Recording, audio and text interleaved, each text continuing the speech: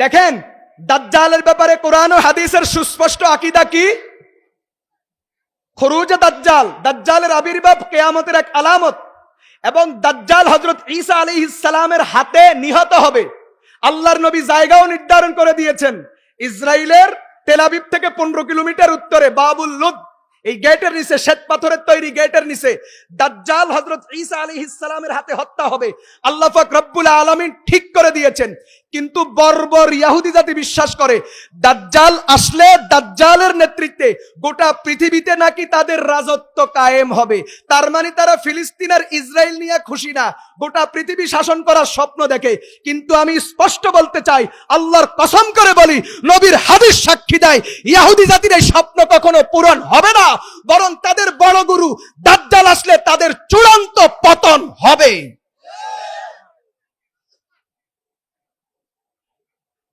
বুঝতেছেন আপনারা কথা? ঈসা আলাইহিস সালাম সেখানে চলে গেছেন, এটাও ইহুদিদের কারণে। 8 নাম্বার, 9 নাম্বার, এই ইহুদি জাতি সেই জাতি যারা হযরত ঈসা আলাইহিস সালামের 150 বছরের নবুয়তের জীবনটাকে, আজকে আমার এক উস্তাদ, এখানে আসার আগে আমার এক উস্তাদ, ওনার অতীতের একটা কাহিনী, আমাদের ছাত্র জীবন যখন আমরা সর্বশেষ ওই উস্তাদের কাছে ধন্যপুর মাদ্রাসায় যখন বুখারী তিরমিজি সবক পড়ি, ওই বছরটা গেছে হুজুরের জীবনের সবচেয়ে কষ্টের বছর। তো আজকে অতীতের স্মৃতিচারণ করতে গেছি, আর হুজুর বলে, আমি ওদেরকে বলছি, মানে যারা আমারে কষ্ট দিছে, আমি বলছি যে মানুষ কথার কথা বলে 2 ফিটে ভাজি, মানে বুকে আর মাছবাজি করতে কি করে, দোনো ফিট উল্টায় না? তো আমি ওদেরকে বলছি, মানুষ কথার কথাই বলে 2 ফিটে ভাজা করা, তোরা আমারে 8 ফিটে ভাজাই করছ। আমি সাথে সাথে কই, মাশাআল্লাহ, এই শব্দটা তো আজকে আমার ওয়াজে দরকার। মুসা আলাইহিস সালামের নবুয়তের 150 বছরের জিন্দেগি ইহুদি জাতি প্রতি মুহূর্তে মুহূর্তে মুসা আলাইহিস সালামকে 8 ফিটে বাজি করছে। কয় ফিটে বাজি করছে? 8 ফিটে।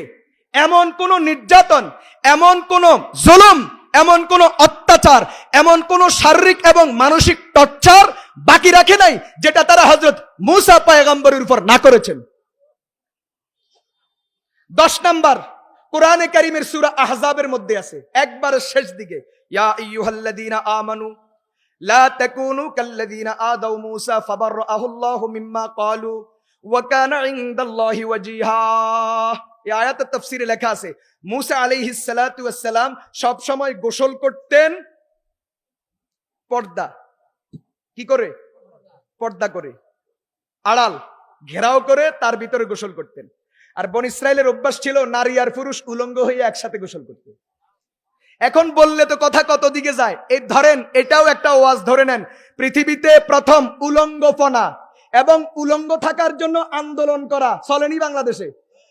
হায় হায়, ভারত অমুসলিম একটা রাষ্ট্র, ভারতে কর্ণাটকের একজন মেয়ে আন্দোলন করে হিজাবের জন্য, ফিলিস্তিনের মেয়ে আন্দোলন করে আল্লাহর ঘর বাইতুল মুকাদ্দাস রক্ষা করার জন্য, আর বাংলাদেশের তথাকথিত প্রগতিশীল নামের নারীরা আন্দোলন করে ল্যাংড়া থাকার জন্য। এর চেয়ে বড় আফসোস আর কিচ্ছু হতে পারে না। আমরা বাংলাদেশ মুসলমান, এটা পরিচয় দিতে এখন আমাদের লজ্জা হয়।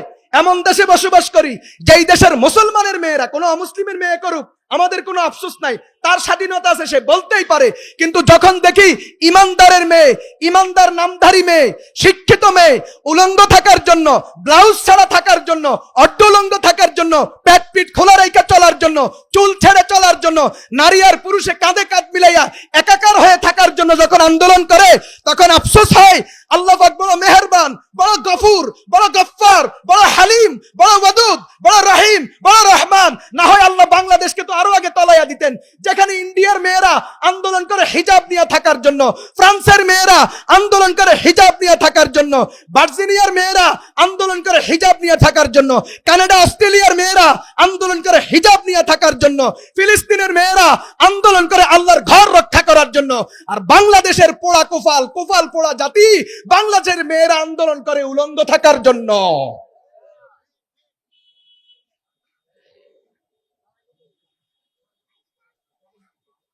মেরে দোস্ত, নোকতা খেয়াল রাখেন, ইহুদি জাতির অপকর্মের ইতিহাস শুনাইতেছি।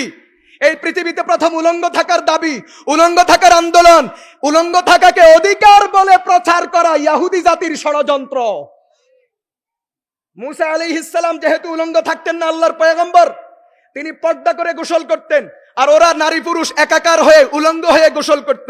তখন ওরা মুসা আলাইহিস সালামের অপবাদ তুলছে কি জানেন? মুসা আলাইহিস সালাম একশিরা রোগে আক্রান্ত।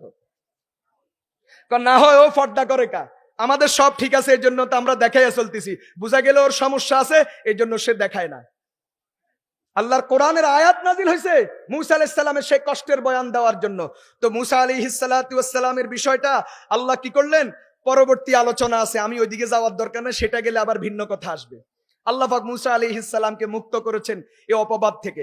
এরপরে 12 নাম্বার শুনেন, 12 নাম্বার অপরাধ, এই ইহুদি জাতি মুসা আলাইহিস সালামের উপর জেনার অপবাদ দিয়েছে। নিজেরা জেনা করে, নিজেরা জেনা কইরা, নিজেরা নষ্টামি কইরা, নিজেরা লুচ্চামি কইরা নিরপরাধ আল্লাহর পয়গম্বর মুসার চরিত্রকে কলঙ্কিত করার জন্য একটা বেশ্যা মহিলাকে ঠিক করছে। মুসা যখন বয়ান করবে, বয়ানে যখন দাঁড়াবে, সূরা কাসাসের মধ্যে আলোচনা আছে 20 পারায়, যখন মুসা আলাইহিস সালাম বনি ইসরাইলকে সামনে নিয়ে বয়ান করতে দাঁড়াইছে, তখন এক বেশ্যারে ঠিক করে দিছে। বেশ্যা দাঁড়ায় কয়, মুসা বড় বড় ওয়াজ করো, আমার পেটে তো তোমার সন্তান। মুসা আলাইহিস সালামের চরিত্র কলঙ্কিত করার জন্য আল্লাহর পয়গম্বরকে কোনটা দিয়া ধরতে পারে না, সর্বশেষ চরিত্রের উপর আঘাত করেছে। ঠিক যুগে যুগে হকপন্থী উলামায়ে কেরামের বিরুদ্ধে ইহুদি নাসারা এবং তাদের দোসররা যুগ যুগ থেকে লেগে থেকে কোনোভাবে আলেমকে নিয়ন্ত্রণ করতে পারে না, আলেমকে দমন করতে পারে না, আলেমকে কোনোভাবে নিয়ন্ত্রণ করতে না পেরে সর্বশেষ, এটা শুধু বাংলাদেশ নয়, গোটা পৃথিবীর ইতিহাস উম্মতের উলামায়ে কেরামের উপর জেনার বিভিন্ন রকমের বিভিন্ন অপবাদ তাদের উপর চাপাইয়া তাদেরকে কলঙ্কিত এবং লজ্জিত করার হীন ষড়যন্ত্রে লিপ্ত ইহুদির দোসররা। আমি কারো নাম নিলাম না, বুঝে নিবেন। এদেশে কারো কারো বিয়া 5 বার হয়, হয় কোনখান দিয়া আমরা জানি না, শুধু বাইনতে শুনি। আগে শুনছি, আগে গায়ে হলুদ, আগে কি, তারপরে বিয়া, বিয়ার পরে কমপক্ষে 6 মাস পরে বাচ্চা হবে, তাহলে বাচ্চা বৈধ। এখানে তালেব ইলম আছে, হুজুররা আছেন, 6 মাসের আগে বাচ্চা হলে এটা অবৈধ।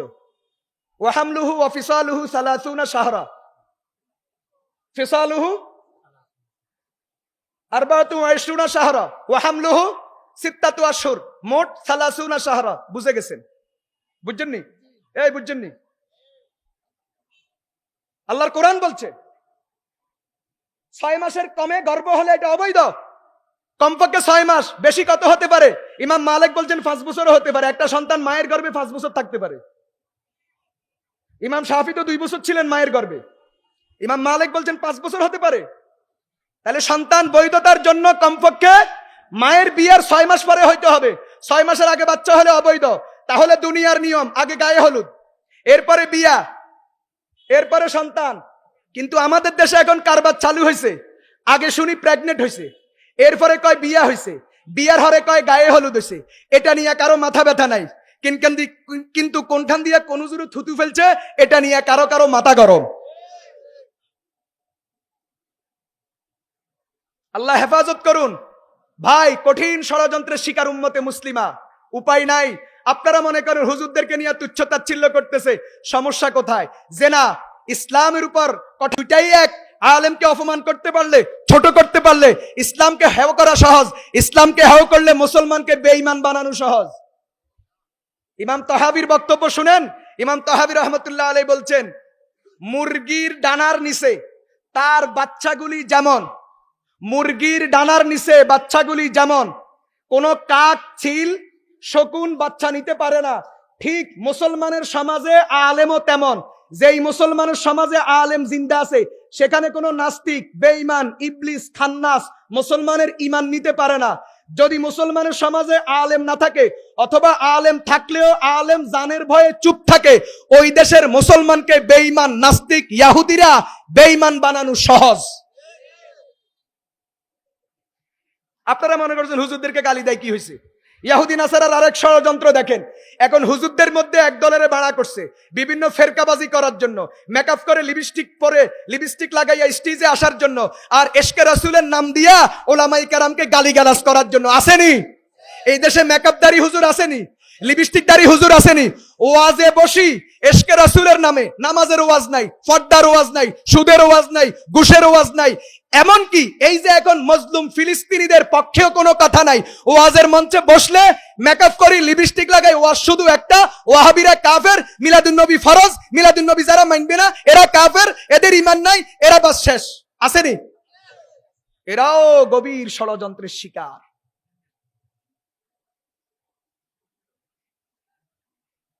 দোস্তরা আমার শুনেন, ইহুদিদের ষড়যন্ত্র নিয়ে আলোচনা চলছে, 12টা গেছে নাকি?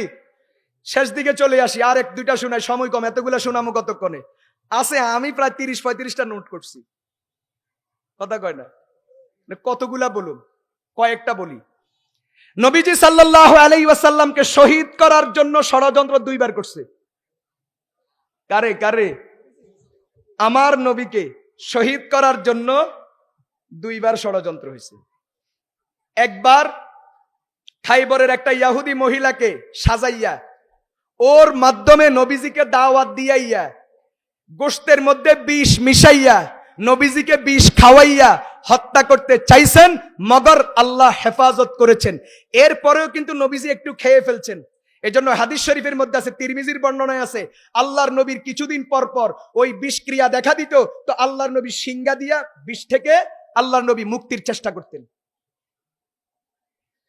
এখনো বর্তমানে আধুনিক বিজ্ঞানের এই যুগেও, এখন তো হিজামা বলে, হিজামা মূলত হাদিসের শব্দ, আমরা বাংলায় বলতাম সিঙ্গা দেওয়া, মূলত হাদিসের শব্দ হিজামা। এখনো এই আধুনিক বিজ্ঞানের যুগে, এই চিকিৎসা বিজ্ঞানের এত উন্নতির যুগেও এখনো ডাক্তাররা স্বীকার করে শরীরের বিষ ব্যথার জন্য হিজামার বিকল্প নাই। সুবহানাল্লাহ বলেন। আধুনিক বিজ্ঞানের যুগেও নবীজির সুন্নাহ সর্বাধুনিক প্রমাণিত। বলেন, আধুনিক বিজ্ঞানের যুগে নবীজির সুন্নত সর্বাধুনিক, ডিজিটাল যুগে নবীজির সুন্নত ওভার ডিজিটাল প্রমাণিত। সুবহানাল্লাহ বলেন। তো নবীজি মাঝে মাঝে হিজামা নিতেন এই বিষের থেকে মুক্তি পাওয়ার জন্য। এরপরেও আল্লাহর নবী সর্বশেষ ইন্তেকাল করেছেন, ইন্তেকালের আগে যে নবী অসুস্থ হয়েছেন, সেই অসুস্থতাও সেই বিষক্রিয়ার কারণে, ওই বিষক্রিয়ার কারণে অসুস্থতা, 13 দিন অসুস্থ থাকার পরে আল্লাহর নবী ইন্তেকাল করেছেন। এজন্য উম্মতের উলামায়ে কেরাম বলেন, আমাদের নবীও শহীদের মর্যাদা পেয়েছেন। কেন? ওই বিষক্রিয়ার আসরে নবীজি ইন্তেকাল করেছেন। 2, আল্লাহর নবী সাল্লাল্লাহু আলাইহি ওয়াসাল্লামকে কিছু ইহুদি এসে দাওয়াত দিছে, হুজুর আমাদের 2 দলের ভিতরে দ্বন্দ্ব, আপনি আইসা একটু সমাধান করে দেন। আসলে উদ্দেশ্য ছিল কাল্পনিক, এদের কোনো দ্বন্দ্ব হয় নাই, সমাধানের উদ্দেশ্য না। নবীজিরে দাওয়াত দিয়া একটা দেয়ালের পাশে বসাবে, আর দেয়ালের পিছন থেকে এক লোকের ঠিক করে রাখছে, তুই বড় একটা পাথর নিয়ে দাঁড়াইবি, নবী দেয়ালের সাথে বসা মাত্রই মাথার উপর দিয়ে ছাড়ি দিবি, বাস খতম। হুজুর সাল্লাল্লাহু আলাইহি ওয়াসাল্লাম হযরত আবু বকর এবং হযরত ওমর রাদিয়াল্লাহু আনহুমা দুইজনকে নিয়ে গেলেন, দেয়ালের পাশেও বসলেন, আর ওই দিক থেকে লোকটাও পাথর নিয়ে রেডি। এই অবস্থায় জিবরিল এসে বলে, ইয়া রাসূলুল্লাহ তাড়াতাড়ি উঠেন। নবীজি উঠে দাঁড়াইলেন, পাথরটা পড়ে গেল, পাথর পাথরের জায়গায় পড়লো, আল্লাহর নবীর কিচ্ছু হয় নাই।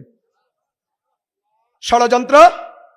সূরা আলে ইমরান, ওয়াকালাত তাইফাতুম মিন আহলিল কিতাব আমিনু বিল্লাযী উনজিলা আলাল্লাযীনা আমানু ওয়াজহান নাহার ওয়াকফুরু আখিরাহু লাআল্লাহুম ইয়ারজিউন। এই আয়াতের ব্যাখ্যায় লেখা আছে, ইহুদিরা সব ধরনের চেষ্টা করে এখন একটা কৌশল নিছে। কি কৌশল?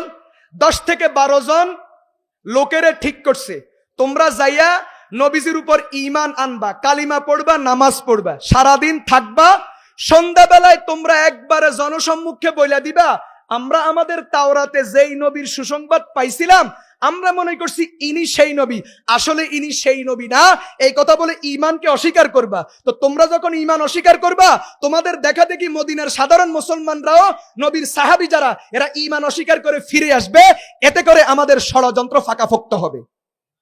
আল্লাহ পাক রব্বুল আলামিন নবীজিকে আগে আয়াত দিয়া কয় রেডি থাকেন, আসতেছে। নবীজি বা সাহাবায়ে কেরামকে আয়াত তেলাওয়াত করে শুনিয়ে দিছে, আসতেছে একদল, ষড়যন্ত্র পাকাবে, রেডি থাকো। হেফাজত করছেন কে?